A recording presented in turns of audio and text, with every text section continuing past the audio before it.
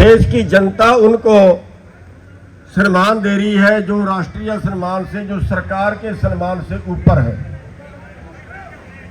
मैं बेनती करूंगा कि जो भाई बोल रहे हैं वो भाई श्रद्धांजलि देने आए हैं सत्यपाल मलिक जी को, और अगर वो दिल से सत्यपाल मलिक जी को श्रद्धांजलि देने आए हैं तो फिर उनको चुप करके बैठना भी चाहिए, बोलने का बहाना नहीं ढूंढना चाहिए, फिर उनको शांतिपूर्वक बैठना भी चाहिए श्रद्धांजलि देने के लिए, अगर वो सच्चे मन से आए हैं। तो साथियों, सत्यपाल मलिक जी का कसूर क्या था? सत्यपाल मलिक जी देश की राजनीति में लंबे टाइम तक रहे, मंत्री रहे, 5 बार गवर्नर रहे, और जब कश्मीर के अंदर 70 धारा तोड़ी तो एक बार देश के अंदर माहौल ये था कि वहां पे पता नहीं कितना कत्लेआम होगा, लेकिन बहुत अच्छे ढंग से संभाला। एक भी आदमी की जान कश्मीर के अंदर नहीं गई। उनका कसूर क्या था? उनका कसूर मात्र इतना था कि जब किसान आंदोलन चला, उन्होंने किसानों की बात को प्रधानमंत्री के आगे रखा और प्रधानमंत्री ने उसको मानने से इनकार कर दिया। लड़ाई क्या थी? किसानों की मदद क्यों करना चाह रहे थे वो? किसानों की लड़ाई क्या थी? केवल इतनी कि देश का जो भोजन है वो कारपोरेट के गोदामों में कैद नहीं होना चाहिए। रोटी सबको भगवान देता है, दूसरी जिम्मेवारी सरकार की होती है, लेकिन हमारी सरकार ने कानून बना दिए थे कि पूरे देश का भोजन पूंजीपतियों के गोदामों में कैद हो जाए। हमारी सरकार ने जो सभी जनता के लिए बराबर काम करना होता है, आज आधे घंटे में एक किसान कर्जे में सुसाइड कर जाता है। किसान कर्जा मुक्ति की मांग करता है, नहीं, उसको कुछ नहीं मिलता, लेकिन 16 लाख करोड़ बड़े पूंजीपतियों का माफ कर दिया जाता है, अरबों खरबों पतियों का माफ कर दिया जाता है। यह किसान का गुनाह था और सत्यपाल मलिक जी उसकी आवाज उठा रहे थे। हम न्यूनतम समर्थन मूल्य मांग रहे थे जो फसल की बिजाई से पहले सरकार तय करती है, लेकिन उस पर खरीदती नहीं है।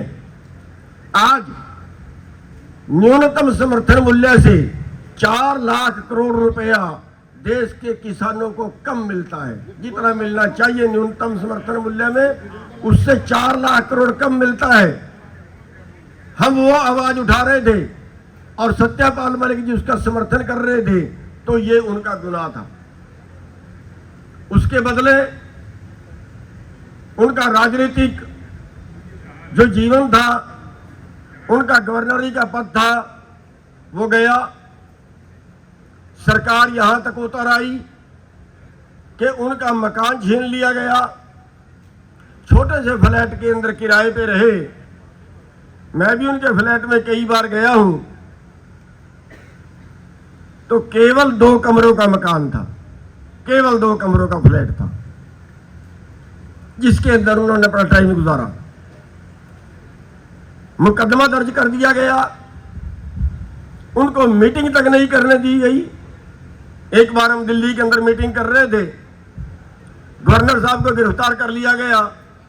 हम भी उनके साथ में थे, हमें भी गिरफ्तार कर लिया गया। वो देशभक्त थे, देश के खिलाफ उन्होंने कभी कुछ नहीं बोला। वो देशभक्त थे और देशभक्ति का नतीजा उनके सामने ये आया है कि उनकी सारी सुविधाएं, यहां तक के इलाज भी उनका नहीं कराया। एक चपरासी का भी इलाज सरकार फ्री कराती है, लेकिन एक गवर्नर का, जिसने 50-60 साल जिंदगी के देश की सेवा में लगाए, उनका इलाज तक सरकार ने नहीं करवाया। लेकिन लोगों के दिलों में उनके प्रति श्रद्धा है। पंजाब में, राजस्थान में शोक सभाएं हुई, श्रद्धांजलि सभाएं हुई।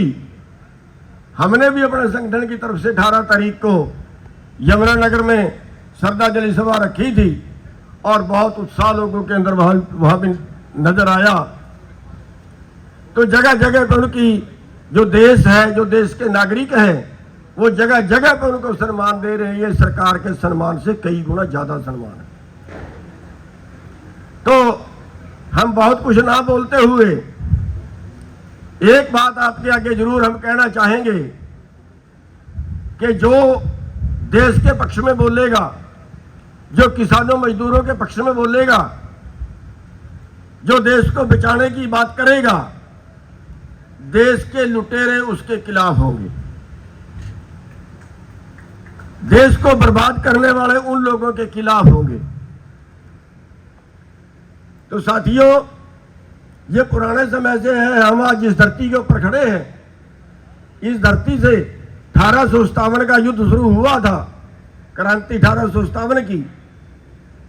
और उस वक्त की सरकार में क्रांतिकारियों के खिलाफ हुई थी और जितने क्रांतिकारी थे उनको चुन चुन के मारा भी गया था सरकार द्वारा। तो उनको नतीजे भुगतने पड़ते हैं, लेकिन इन सब के बावजूद हर भारतवासी का एक धर्म बनता है कि इस देश के जो मूल जरूरतें हैं, आज 23 करोड़ लोगों को एक वक्त का खाना नसीब है। आज देश के अंदर 45% बच्चे कुपोषित हैं।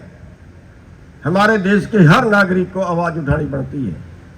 अगर सच्ची श्रद्धांजलि हम सत्यपाल मलिक जी को देना चाहते हैं तो फिर जो उनकी विचारधारा थी, जो वो देश के लिए करना चाहते थे, जिस धारा में वो बोलते थे, अन्याय के विरुद्ध सत्ता में रहते हुए अपनी ही पार्टी के विरुद्ध बोलना एक बहुत बड़ी बात होती है। तो वो सबका हम सबको लेना चाहिए। यही उनके प्रति सच्ची श्रद्धांजलि होगी। हम अपनी तरफ से, अपने किसान संगठन की तरफ से, सभी किसानों की तरफ से उनके चरणों में नमन करते हैं, उनको श्रद्धांजलि अर्पित करते हैं। आप सबका टाइम दिया, बहुत बहुत धन्यवाद। इसी क्रम में हमारे बीच में विभिन्न संगठनों से लोग यहाँ आए हैं। बिजनौर सांसद के प्रतिनिधि के रूप में युगांश राणा जी, मेरठ